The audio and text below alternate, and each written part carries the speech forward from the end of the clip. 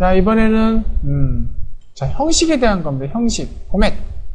자, 간단한 아이콘 4개에다가 밑에가 레이어만 있는 것 같은데 이게 왜 그렇게 중요하다고 하는 것일까? 한번 보도록 할게요. 자, 인벤트 스케치에서는 오토캐드처럼 레이어란 개념은 여기는 있지 않고 그냥 각각의 개체의 선의 종류나 색깔이나 그 다음에 굵기만 이렇게 작성을 할 수 있게 됩니다. 그 레이어에 대한 그 세부적인 내용은 그 도면에 가서만 있는 것이고 여기서는 뭐 이런 것만 있는 정도로만 알아둡시다. 그러니까 예를 들어 이런 거죠. 이런 선을 선택한 다음에 이 선에 뭐 형식을 이렇게 바꾼다든지 그 다음에 색깔도 이렇게 바꾼다든지 선택한 다음에 색깔도 이렇게 바꾼다든지 이런 식으로 보시면 되겠어요. 굵기도 굵게 바꿔준다든지 이런 식으로 봐주시면 되겠습니다. 원래대로 돌려야겠네요. 기본값, 이건 다 기본값으로 하시는 게 좋아요. 웬만하면 건드리지 마시고.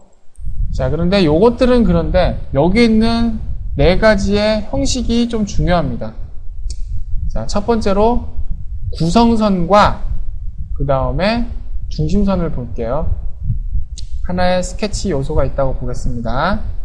봤을 때 이 스케치 요소는 일반 선이에요. 자, 이게 가장 일반적인 선이고 그리고 두 번째는 뭐가 있냐면은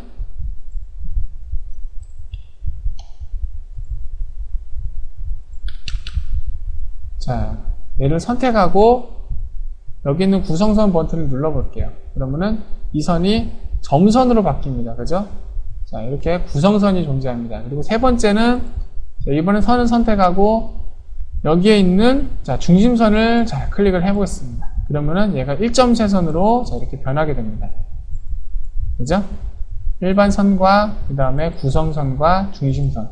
일반 선은 가장 일반적인 스케치 선이고요.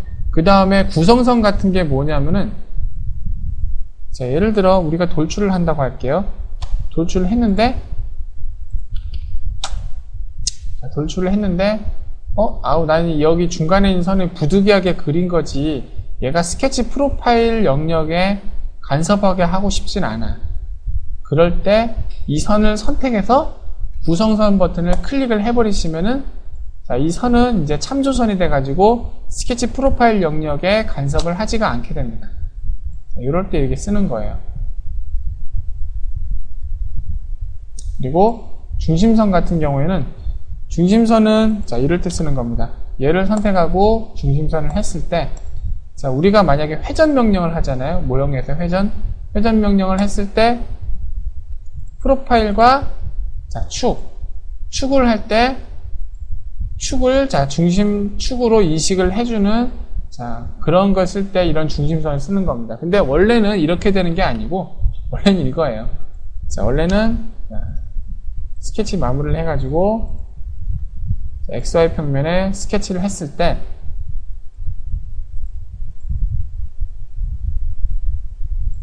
자, 프로파일도 하나고 여기다가 얘가 중심선이었을 때 여기서 중심선이 바꾸면은 자, 회전을 할 때 보면은 인벤터가 이렇게 인식해요. 아, 어차피 프로파일도 하나고 중심선도 하나니까 그냥 프로파일과 중심선을 자동으로 선택을 해줘야겠다.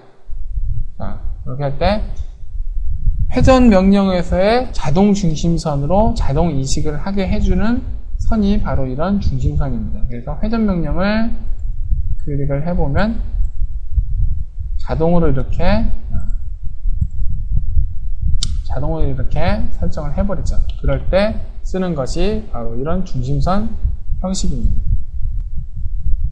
그 다음에 자, 여기에 있는 점은 이 점 명령하고 되는 것인데 얘가 눌러진 상태로 얘를 작성하게 되면은 십자선이 되게 되고 그 다음에 이 녀석을 체크 해제해 놓고 점을 작성을 하면은 자, 일반 점이 됩니다. 이 점과 이 점이 무슨 차이가 있는지 설명드렸죠. 이 점은 그냥 일반 점이고 이 점은 나중에 구멍 명령을 했을 때 구멍의 중심으로 자동 인식을 하게 해주는 자동 중심선입니다. 중심점이에요, 이건. 그렇게 보시면 됩니다. 그리고 연계치수라고 있는데, 연계치수는 일반적으로 우리가 치수를 넣을 때 그냥 치수가 나오잖아요.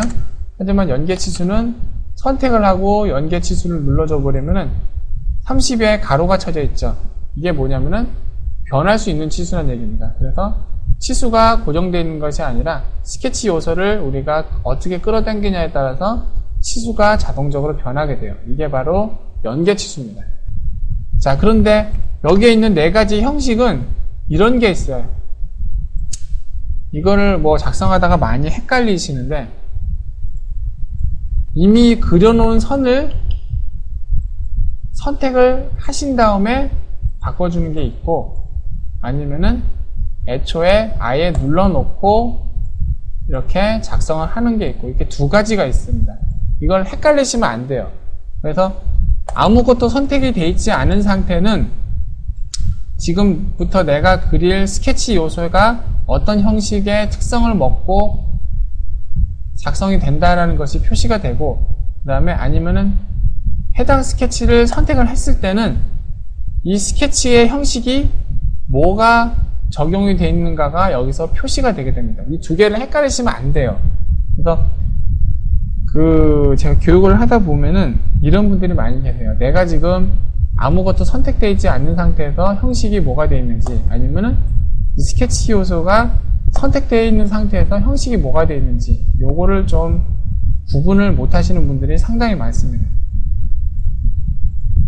그래서 자, 이렇게 보시면 되죠. 한마디로. 자, 나는 지금부터 구성선을 그릴래 할 때는 아예 구성선 버튼을 아무것도 선택되지 않는 상태예요. 아무것도 선택되어 있지 않는 상태에서 구성선 버튼을 클릭을 하신 다음에 선을 그리시면은 이런 것들이 전부 다 구성선이 되는 것과, 자, 구성선 해제하고 선을 그린 다음에 그 다음에 선을 선택하고 구성선 버튼을 눌러가지고 구성선으로 바꾸는 것과, 자, 이런 두 개의 차이가 있다고 자, 봐주시면 되겠습니다. 이거를 좀 염두를 좀 많이 해두세요. 네, 제가 그 모형 예제 실습을 할 때도 계속 주지를 시켜드리겠지만은, 스케치에서의 형식은 여러분이 그 모델링을 할 때 얼마나 고급적으로 잘 하느냐, 못하느냐를 판가름하는 또 하나의 중요한 변수 중에 하나입니다. 자, 그럼 스케치 형식에 대한 설명은 여기서 마치도록 할게요.